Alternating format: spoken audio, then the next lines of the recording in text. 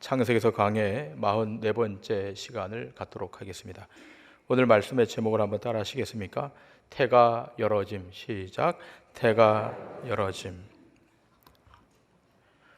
우리는 지난주 야곱의 아내 레아의 삶의 여정을 우리 함께 살폈습니다.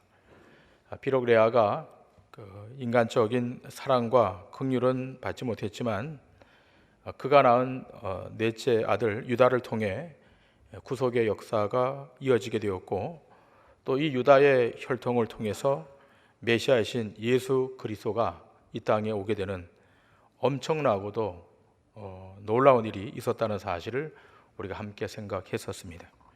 그래서 우리가 설교 마지막에 함께 생각한 것이 이것이었습니다. 결국 우리의 한 가지 소망은 이 세상의 위로도 아니요, 또 사람이 주는 은총도 아니요, 위로부터 오는 하나님의 은총만이 우리에게 가장 중요한 것이다 라는 것이었습니다. 그것만 있다면 이 세상을 넉넉히 이기고도 남을 수 있다. 하나님이 레아에게 은총을 베푸셨듯이 오늘 예배하고 있는 우리에게도 이 동일한 은총이 임하게 될 것이고, 이 은총을 붙들고 있다면 어떤 상황에 직면할지라도 그는 세상 앞에 승리자가 될 것이다 라는 교훈을 받았습니다. 오늘은 그 연장선상에서 야곱의 또 다른 아내 라헬의 삶을 조망하면서 함께 말씀의 은혜를 나누도록 하겠습니다. 오늘 먼저 우리 본문 7절과 8절 말씀 다 같이 한번 읽도록 하겠습니다. 시작. 라헬의 시녀 비라가 다시 임신하여 둘째 아들을 야곱에게 낳음에 라헬이 이르되 내가 언니와 크게 경쟁하여 이겼다 하고 그의 이름을 납달리라 하였더라. 아멘. 자, 8절 말씀을 보시면 라헬이 내가 언니와 경쟁해서 이겼다 이렇게 기록을 하고 있습니다. 자기 언니와의 자녀 낳기 경쟁에서 이겼다 이렇게 하고 그 이름을 납달리라고 짓지 않습니까?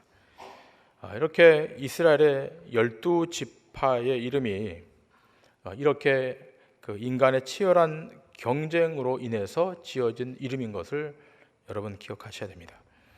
우리가 생각하기를 믿음의 조상이고 하나님의 택하신 12지파는 이 출생할 때부터도 뭔가 좀 거룩하게, 또 고상하게, 아름답게, 신비롭게 태어나지 않을까라고 생각하는데, 오늘 이 말씀을 보면 우리의 그 생각이 산산조각 나는 것을 확인하게 됩니다. 여러분, 다시 기억할 것은 성경은 인간의 욕망, 또 경쟁, 시기, 질투 이러한 것에 대해서 숨기거나 또 미화하지 않고 적나라하게 드러낸다는 것입니다. 그 이유는 이러한 실존적 모습을 통해서 인간의 죄가 얼마나 심각한가를 우리에게 공개하는 겁니다. 그리고 이러한 죄인이기 때문에 하나님의 아들이 죽으시는 길 외에는 달리 구원의 길이 없다는 사실 또한 우리에게 제시하는 것입니다. 자, 그러면 오늘 우리가 이 말씀을 조금 더 깊게 들여다보기 전에 지금 여기까지 어떻게 이 야곱이 왔는가를 살피고 오늘 본문의 말씀으로 들어갑니다. 여러분, 야곱이 하나님의 약속, 다시 말하면 장자가 되리라는 것을 자기 어머니 리브가의 메시지를 통해 들었을 것입니다.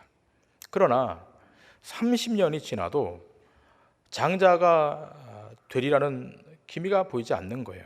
그러자 드디어 형의 배고픔을 동원해서 장자의 권리를 찬탈합니다. 철저히 야곱의 인간 중심적인 행동의 발로였습니다. 그러나 장자의 권리를 죽 한 그릇에 사긴 했지만 30살에서 70살이 될 때까지 40년을 기다려도 누가 너 장자해라 하기는커녕 오히려 아버지 이삭은 그 장자권을 에서에게 주려고 하는 겁니다.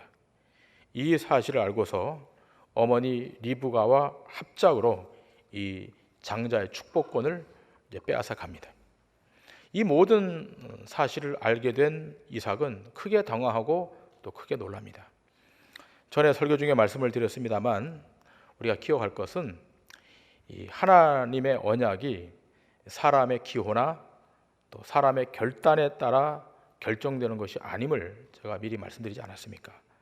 이렇게 야곱의 비상식적이고 비도덕적인 장자의 찬탈권이었지만 그러나 그럼에도 불구하고 하나님은 야곱을 통해 그 구속의 역사를 이끌어 가시죠.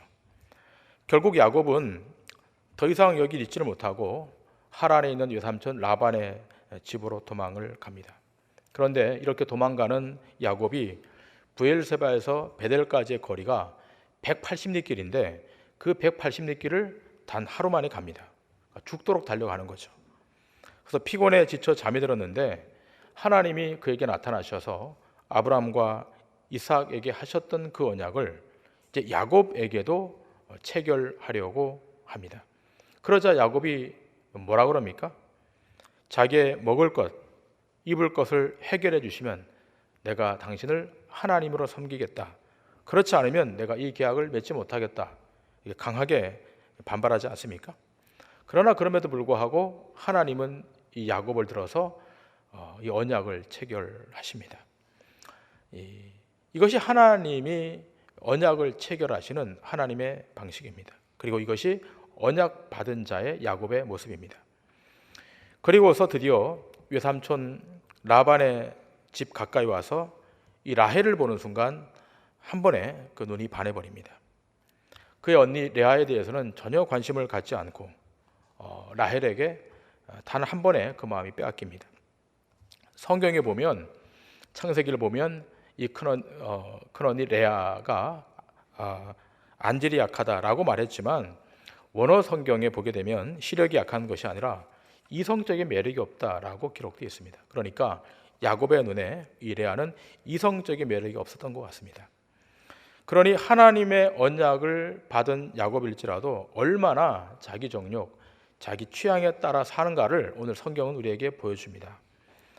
그러므로 기억하셔야 됩니다. 하나님 앞에서의 죄란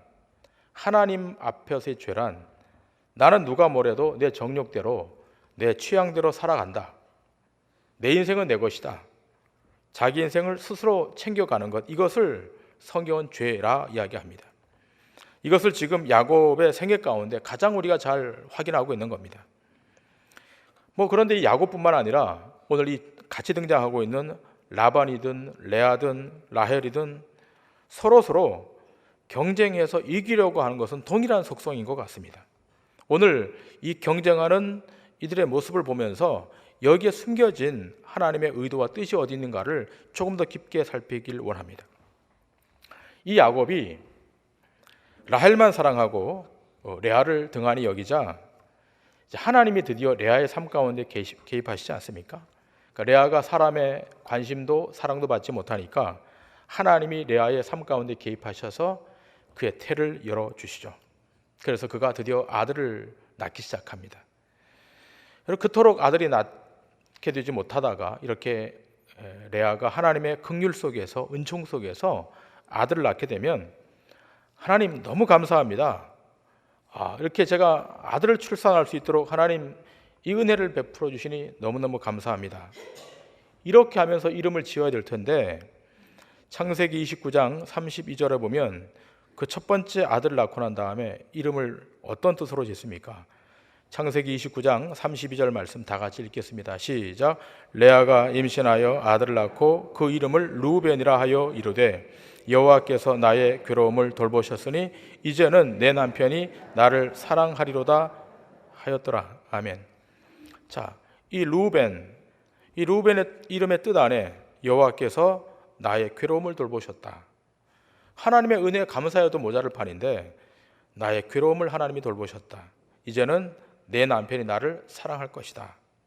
남아 선호 사상은 어디에나 있는 것 같습니다. 자, 이렇게 지금 첫 번째 아들의 이름을 짓죠. 그렇다면 둘째 아들의 이름은 어떻습니까? 자, 창세기 29장 33절에 이렇게 기록되어 있습니다. 다 같이 읽겠습니다. 시작. 그가 다시 임신하여 아들을 낳고 이르되 여호와께서 내가 사랑받지 못함을 들으셨으므로 내게 이 아들도 주셨도다 하고 그의 이름을 시므온이라 하였으며. 자, 시므온. 여러분, 이 둘째 아들 이 시므온의 뜻은 들으심이라고 하는 뜻입니다.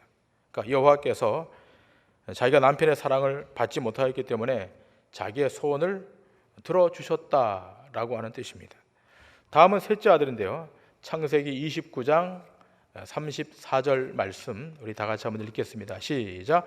그가 또 임신하여 아들을 낳고 이르되 내가 그에게 새 아들을 낳았으니 내 남편이 지금부터 나와 연합하리로다 하고 그의 이름을 레위라 하였으며. 자, 셋째 아들의 이름은 레위입니다. 근데 그 뜻이 뭡니까? 연합이라는 뜻입니다. 이제는 남편이 나와 합할 것이다. 얼마나 남편이 합하지 않았으면 이런 이름을 지었을까 추론하게 되지 않습니까? 다음은 넷째 아들입니다. 창세기 29장 35절에 이렇게 기록되어 있습니다. 다 같이 읽겠습니다. 시작. 그가 또 임신하여 아들을 낳고 이르되 내가 이제는 여호와를 찬송하리로다 하고 이로 말미암아 그가 그의 이름을 유다라 하였고 그의 출산이 멈추었더라. 자, 넷째 아들을 낳았죠. 그리고 여호와를 향해 찬송을 합니다. 여호와를 찬송하리로다. 그의 이름을 유다라고 짓죠. 그러니까 유다 찬송함. 이제는 여호와를 찬송한다는 믿음의 표현을 하는 것 같아 보입니다만 그렇게 쉽게 생각하면 안 됩니다. 이 표현은 좀 우리 깊게 생각을 해야 됩니다. 단지 자기의 억울함이 해결되었으니까, 이제 아들 4명 낳았으니까 이제 내가 이겼다, 내가 승리했다, 내가 동생 라헬과 이 출산한 일에 있어서 내가 승리했다, 그러니까 내가 하나님을 찬양하자, 이런 것이 아닙니다. 이런 믿음의 행위가 아닌 겁니다. 왜 그런가 하면 이 레아가 4명의 아들을 이렇게 출산을 했는데 이 4명의 아이로 만족하지 않고 나중에 또 아들 낳는 일을 시도하잖아요. 어떤 일이 있는가 하면 그 동생 라헬의 태가 다쳐서 아들을 낳지 못하니까 라헬이 어떻게 합니까? 시녀를 통해 아이를 낳게 되죠. 그러니까 라헬이 너무너무 급하고 또 자기 태에서는 아이가 출산하지 못하니까 이 라헬이 자기 시녀를 야곱에게 주어서 거기서 아이를 낳게 하는데, 근데 문제는 뭔가 하면 레아가 4명의 아들이 있었음에도 불구하고 자기 종을 또 야곱에게 보내서 아들을 낳게 하고 있다고 하는 거예요. 그러니까 이것은 믿음의 표현이 아닌 거죠. 자, 창세기 30장 1절부터 6절까지 말씀 다 같이 한번 보도록 합니다. 읽겠습니다. 시작. 라헬이 자기가 야곱에게서 아들을 낳지 못함을 보고 그의 언니를 시기하여 야곱에게 이르되 내게 자식을 낳게 하라. 그렇지 아니하면 내가 죽겠노라. 야곱이 라헬에게 성을 내어 이르되 그대를 임신하지 못하게 하시는 이는 하나님이시니 내가 하나님을 대신하겠느냐. 라헬이 이르되 내 종 여종 빌하에게로 들어가라. 그가 아들을 낳아 내 무릎에 두리니 그러면 나도 그로 말미암아 자식을 얻겠노라 하고 그의 시녀 빌하를 남편에게 아내로 주매 야곱이 그에게로 들어갔더니 빌하가 임신하여 야곱에게 아들을 낳은지라. 라헬이 이르되 하나님이 내 억울함을 푸시려고 내 호소를 들으사 내게 아들을 주셨다 하고 이로 말미암아 그의 이름을 단이라 하였으며. 아멘. 자, 라헬은 출산할 능력이 안 되니까 자기 여종 빌하를 야곱에게 주어서 거기서 아들이 출산하죠. 그 이름이 단입니다. 이 단의 뜻이 뭔가 하면 억울함을 품이라고 하는 단어죠. 하나님이 억울함을 풀어준 것이 아니라 내 스스로 내 억울함을 풀었다. 그러니까 그 남편 야곱에게 나로 좀 아이를 낳게 하라 이렇게 막 고함을 지르니까 야곱이 뭐라 그럽니까? 내가 하나님이냐? 그렇게 하니까 화가 나서 자기의 종을 남편에게 주어서 그 아들을 낳게 했는데 그 아들의 이름이 단이죠. 왜 단으로 지었습니까? 내 억울함을 풀었다. 하나님이 내 억울함을 풀어준 거 아니라 내 스스로 내 억울함을 풀었다. 그 단이라고 지어서 자기의 억울함을 이 아들의 이름에다 투영시킨 것이죠. 그러니까 언니가 4명의 아들 낳기까지 얼마나 그 투기가 불붙었겠습니까? 그러니 나로 아이를 낳게 하지 않으면 내가 죽겠다 이렇게 하는 거죠. 그러니까 참 이 두 자매의 이 아이 출산하는 것을 보면서 참 인간의 그 본성과 속성을 들여다 보게 됩니다. 자, 그런데 여러분, 우리가 이렇게 쉽게 생각하지 않아야 될 것은 과연 이것이 라헬만의 성정일까라고 하는 겁니다. 우리는 여기서 예외가 아닐까? 우리도 이 상황에 직면하게 되면 이런 라헬의 동일한 태도와 자세가 나올 것입니다. 그러나 우리가 함부로 재단하면 안 될 것 같습니다. 여러분, 사실 어떻게 보면 그 라헬이 출산을 못했지만 라헬의 여종을 통해서 이 아들이 출산한 것도 하나님의 은혜 아니겠습니까? 하나님의 은혜로 말미암아 이 가문의 5번째 아들이 출산을 한 겁니다. 그래서 여러분, 우리가 하나님의 은혜 할 때 이 하나님의 은혜를 너무 쉽게 이렇게 생각하면 안 됩니다. 하나님의 은혜 전에 우리가 더 깊이 기여할 것은 하나님이 어떻게 우리에게 행하시고 역사하시고 개입하시는가를 먼저 확인해야 될 것입니다.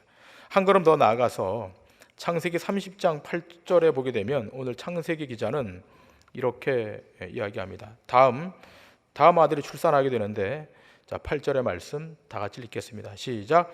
라헬이 이르되 내가 언니와 크게 경쟁하여 이겼다 하고 그의 이름을 납달리라 하였더라.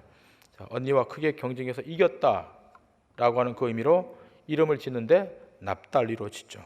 그러니까 라헬의 여종 이 빌하에게서 둘째 아이가 태어나는 거죠. 그래서 그 이름을 짓는데 납달리, 언니와 경쟁해서 이겼다. 여러분, 여기까지 6명의 자녀가 태어나는데 어디 한번 양보하여 낳은 자녀가 있는가? 없죠.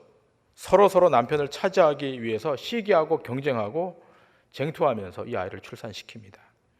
레아도 4명의 아들 낳았는데 그 4명으로 만족이 안 되니까 어떻게 합니까? 라헬이 자기의 몸종 빌하를 주듯이 레아도 자기의 시녀 실바를 야곱에게 줍니다.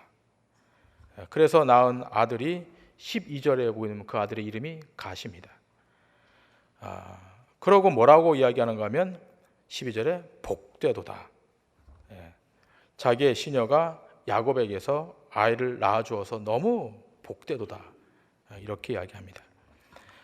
그러므로 이들의 복의 기준은 경쟁에서 승리하는 것이 복이에요.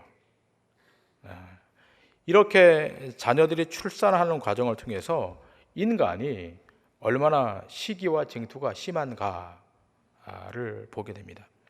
그리고 또 이 레아의 시녀 실바가 2번째 아이를 또 낳지 않습니까? 그 2번째 아들의 이름이 아셀입니다. 그 13절에 보면 그 이름의 뜻이 등장하는데 기쁘다 하는 겁니다. 그러니까 자기 여종이 첫째 아들을 낳고 둘째 아들을 낳았는데 이 실바가 낳은 이 아셀, 기쁘다는 겁니다.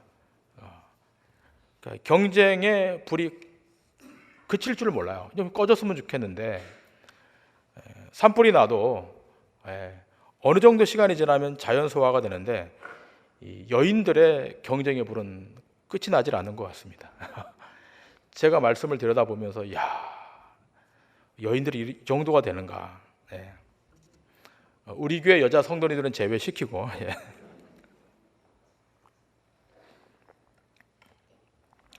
자기의 시녀들이 자녀를 2명씩 낳고 나자 잠시 조용하게 보이던 자매간에 또다시 불꽃 튀는 사건이 일어나는데, 그것은 그 레아의 장남 르우벤이 그 들에서 합 한 채를 발견해서 가지고 와서 엄마에게 주는 거죠. 여러분, 지난주 제가 말씀을 드렸습니다만 이 합 한 채라고 하는 식물은 임신 촉진제로 사용되는 식물인데, 이거를 그 장자 르우벤이 레아에게 드렸는데 라헬이 그걸 본 거예요. 그럼 달라고 그러는 겁니다. 본문 14절과 15절에 이렇게 기록되어 있지 않습니까? 밀 거둘 때 르우벤이 나가서 들에서 합 한 채를 얻어 그의 어머니 레아에게 드렸더니 라헬이 레아에게 이르되 언니의 아들의 합 한 채를 청구하노라. 레아가 그에게 이르되 네가 내 남편을 빼앗은 것이 작은 일이냐? 그런데 내가 내 아들의 합 한 채도 빼앗고자 하느냐? 라헬이 이르되 그러면 언니의 아들의 합 한 채 대신에 오늘 밤에 내 남편이 언니와 동침하리라 하니라. 참 대단한 일들이 벌어집니다.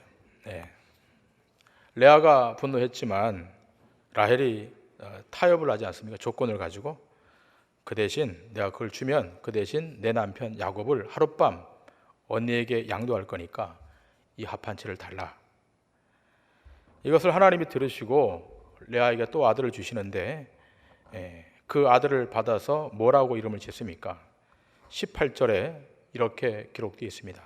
레아가 이르되 내가 내 시녀를 내 남편에게 주었으므로 하나님이 내게 그 값을 주셨다 하고 그의 이름을 이사갈이라 하였으며, 이사갈, 그 뜻은 값이라고 하는 뜻이에요. 자기의 시녀를 남편에게 준 값으로 아들을 주셨다. 합한 채도 동생에게 주었죠. 그러니 그 아들의 이름을 값, 삭, 대가, 이런 뜻입니다. 그리고 레아가 다시 잉태하여 딸까지 낳죠. 자, 이제 그 레아 입장에서는 없는 것이 없는 사람이 되었어요. 자기 몸에서 아들 5과 딸 1를 낳고 자기 시녀에게서 아들 2를 낳았으니까 도합 아들 7과 딸까지 있는 거죠. 처음에는 그 레아에게 야곱에 관심이 없어서 결국 하나님이 개입하셔서 은총을 베풀어 주셨는데 이제는 역전된 거예요.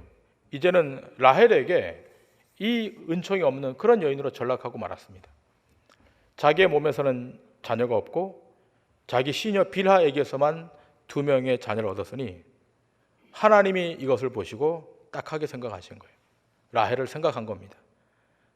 드디어 하나님이 라헬에게 은총을 허락하셔서 태를 열어서 아들을 얻게 하십니다. 그러자 이 아들을 얻고서 뭐라고 이름을 짓겠습니까?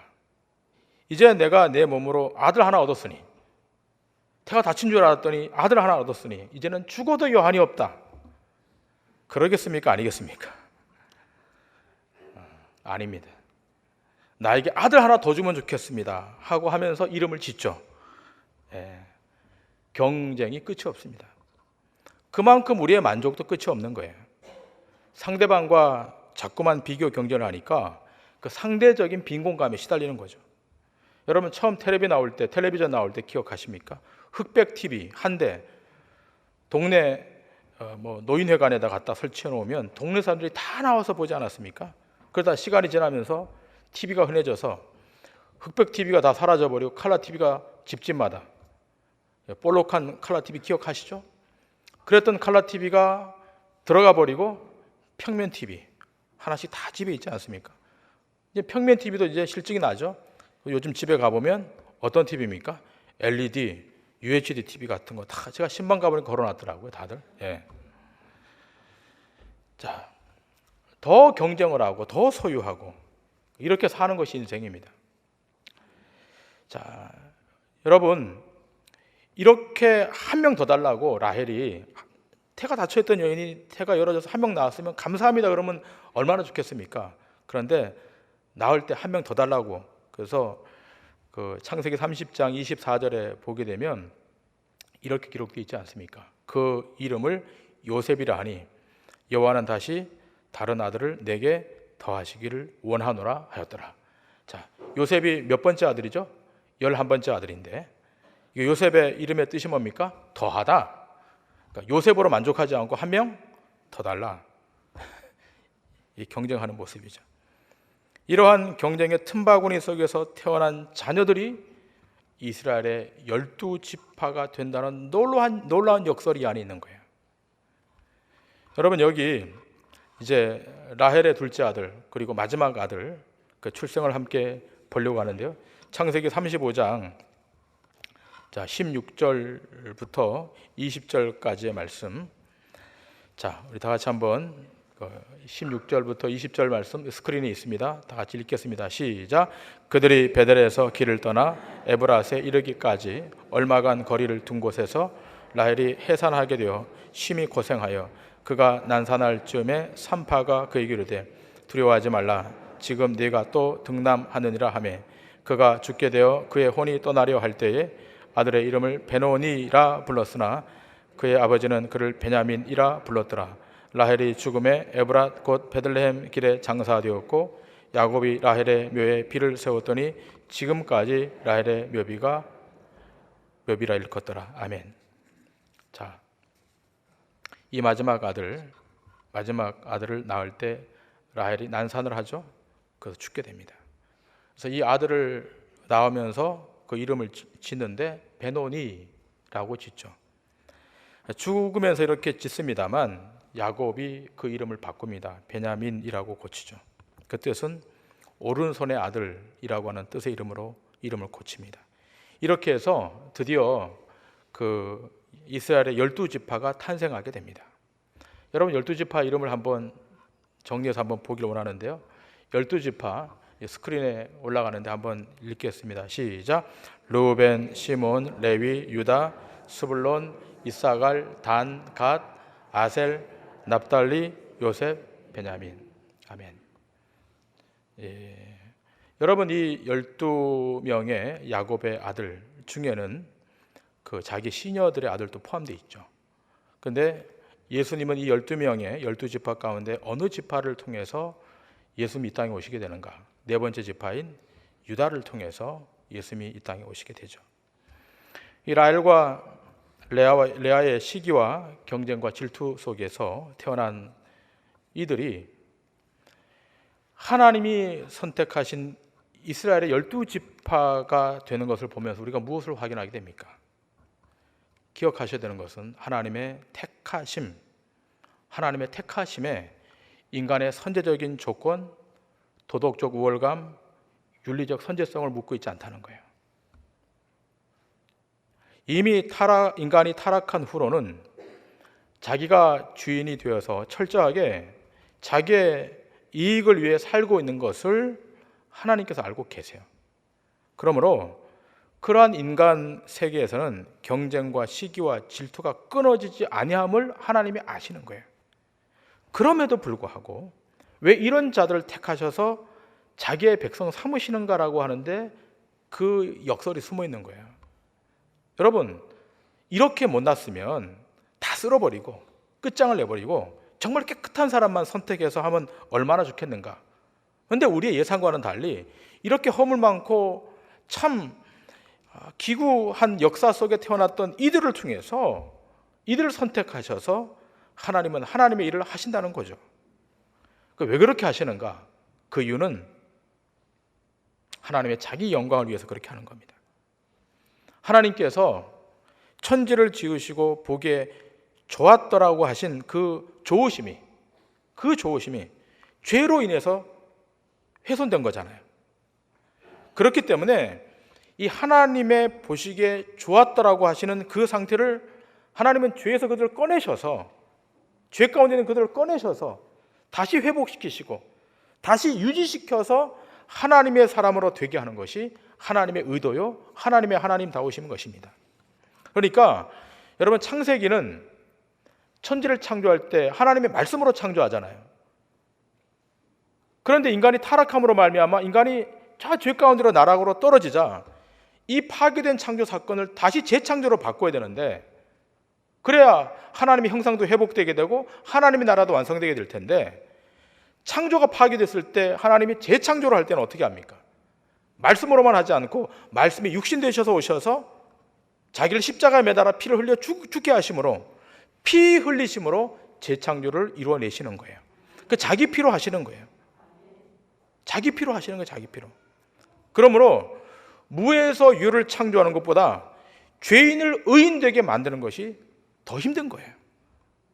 이러한 구속의 은혜를 보이시기 위해서 아브라함과 이삭과 야곱 그리고 12명의 그 아들을 선택하셔서 어떻게 해요? 너희들의 실력과 너희들의 능력으로 되는 것이 아니라 내가 너희들의 허물과 약점과 실수를 다 덮어서 내가 내 능력으로 내 실력으로 내가 너희들의 긍휼과 자비를 베풀어서 내가 내 언약을 이루어 가겠다는 것입니다. 이게 성경 안에 창세기 안에 놓여 있는 핵심의 메시지입니다. 그 이후에 신명기서 기자가 이 창세기서 사건을 들여다보면서 이렇게 말하고 있지 않습니까? 신명기 7장 6절부터 11절에 이렇게 말씀합니다. 이 말씀 다 같이 읽겠습니다. 시작. 너는 여호와 내 하나님의 성민이라. 내 하나님 여호와께서 지상 만민 중에서 너를 자기 기업의 백성으로 택하셨나니 여호와께서 너희를 기뻐하시고 너희를 택하심은 너희가 다른 민족보다 수요가 많기 때문이 아니니라. 너희는 오히려 모든 민족 중에 가장 적으니라. 여호와께서 다만 너희를 사랑하심으로 말미암아 또는 너희의 조상들에게 하신 맹세를 지키려 하심으로 말미암아 자기의 권능의 손으로 너희를 인도하여 내시되 너희를 그 종되었던 집에서 애굽 왕 바로의 손에서 속량하셨나니 그런즉 너는 알라 오직 네 하나님 여호와는 하나님이시요 신실하신 하나님이시라. 그를 사랑하고 그의 계명을 지키는 자에게는 천대까지 그의 언약을 이행하시며 인애를 베푸시되 그를 미워하는 자에게는 당장에 보응하여 멸하시나니 여호와는 자기를 미워하는 자에게 지체하지 아니하시고 당장에 그에게 보응하시느니라. 그런즉 너는 오늘 내가 네게 명하는 명령과 규례와 법도를 지켜 행할지니라. 아멘. 여기 하나님께서 이스라엘을 선택한 이유가 기록되어 있지 않습니까? 8절에 뭐라 그럽니까? 여호와께서 다만 너희를 사랑하심으로 말미암아. 다만 너희를 사랑했기 때문에 선택받은 것이고 또 하나 너희의 조상들에게 하신 그 맹세, 약조를 지키려 하려고 내가 너희를 선택했다는 거예요. 인간 쪽에 조건이 만족되어서 충족되어서 선택한 것이 아니라는 거죠. 마찬가지로 이스라엘의 12지파 이 자녀들 의롭고 바르고 도덕적으로 윤리적으로 완벽해서 선택한 것이 아니라 어떻게 해요? 하나님이 그들을 사랑하셨기 때문에 그들 조상들과 맺은 그 언약을 지키려고 하나님이 부족하고 약하지만 선택하셔서 하나님 일을 행하여 가신다는 거예요. 마찬가지인 거예요. 오늘 이 아침 여러분 예배하러 온 여러분 우리가 다 도토리 키재기예요. 다 그 수준이 그 수준입니다. 우리의 의로 남의 의를 재단할 필요가 없는 거예요. 우리가 잘나서 어떤 조건이 만족되어서 아주 높은 도덕적 조건이 충족되어서 우리가 하나님의 선택을 받은 것이 아니라 이해할 수 없지만 증명되지 않지만 계산되지 않지만 그러나 그럼에도 불구하고 역사와 시간을 뚫고 우리 가운데 들어오셔서 하나님의 자비와 긍휼을 우리 가운데 부으셔서 우리를 끄집어내셔서 선택해 주신 거잖아요. 예. 그런데 우리는 이 레아와 라헬 같이 얼마나 시기하고 쟁투하고 경쟁합니까? 우리 교회 성도님들은 안 그러시잖아요. 예. 하나님의 이 부르심을 기억하셔야 됩니다. 디도서 3장 5절에 보면 하나님 어떻게 우리를 부르셨는가? 우리를 구원하시되 우리가 행한 바 의로운 행위로 말미암지 아니하고 오직 그의 긍휼하심을 따라 중생의 씻음과 성령의 새롭게 하심으로 하셨나니. 어떻게 구원하셨다고요? 우리의 행한 바 의로운 행위로 말미암지 않고 그의 긍휼하심을 따라 중생의 씻음과 성령의 새롭게 하심으로 했다. 여러분, 이 대목은 기억하고 또 기억하셔야 돼요. 쓸데없는 경쟁을 하지 마십시오. 다 무익한 거예요. 디도서 9절에 보면 이렇게 되어 있습니다. 디도서 그 다음 9절에 보면 이렇게 되어 있습니다. 그러나 어리석은 변론과 족보 이야기와 분쟁과 율법에 대한 다툼을 피하라. 이것은 무익한 것이요 헛된 것이니라. 족보, 변론, 율법 대한 다툼을 버리라는 거예요. 왜 족보를 말하고 왜 변론을 말하고 왜 율법을 등장시킵니까? 자기가 옳음을 증명하기 위해서. 하나님 앞에 옳은 사람은 단 한 명도 없습니다. 우린 다 이 아침 죄인으로 이 자리에 온 겁니다. 천국은 경쟁이 끝난 나라입니다. 그 천국을 우리가 약속받았다면 우리의 삶에서 이제 경쟁은 종결시켜야 됩니다. 우리는 그리스도 안에서 참된 안식과 쉼과 기쁨과 감격을 취하고 서로가 서로에게 참 축복을 말해주고 서로를 세워주며 그래서 그 안에서 하나님의 나라를 경험하게 하는 것, 이것이 우리의 삶의 가장 중요한 영적인 기초들인 것입니다. 바라기는 이 12지파의 야곱의 자녀들이 의로워서가 아니라 탁월해서가 아니라 그 어머니 레아와 라헬이 어떻게 해서 출산하는 건 우리가 다 알지만 그러나 그럼에도 불구하고 그들의 허물과 약점을 덮으셔서 하나님의 일을 이루어 가시는 그 하나님의 긍휼과 자비의 손길을 기억하시고 여러분의 삶에도 그 하나님의 은혜와 자비가 풍성히 거하는 축복이 있기를 주님의 이름으로 간절히 축원합니다. 기도하시겠습니다.